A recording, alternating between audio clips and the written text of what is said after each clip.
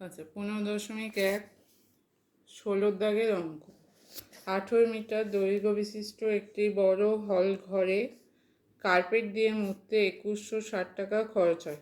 যদি হল ঘরের প্রস্থ 4 মিটার কম হতো তাহলে 1620 টাকা খরচ হতো।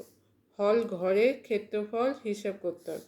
আচ্ছা, হল ঘরের ক্ষেত্রফল মানে আয়তক্ষেত্রের ক্ষেত্রফলের ফর্মুলা দৈর্ঘ্য গুণিতক প্রস্থ। এখানে দৈর্ঘ্য কত আছে?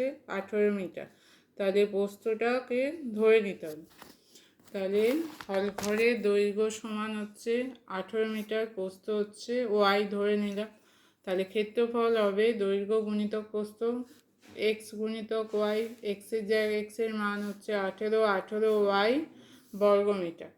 যদি প্রস্থ 4 মিটার কম হতো তাহলে প্রস্থ কী হতো? Y minus 4। তাহলে সেক্ষেত্রে ক্ষেত্রফল হতো 18 ইন্টু ওয়াই মাইনাস 4।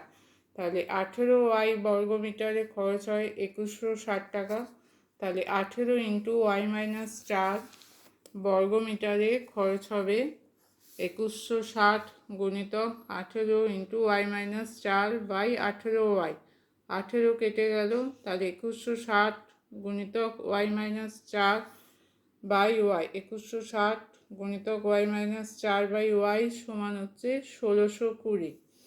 তাহলে 2160 ওয়াই মাইনাস 4 দিয়ে গুণ করলে হচ্ছে 8640 সমান 1620 ওয়াই।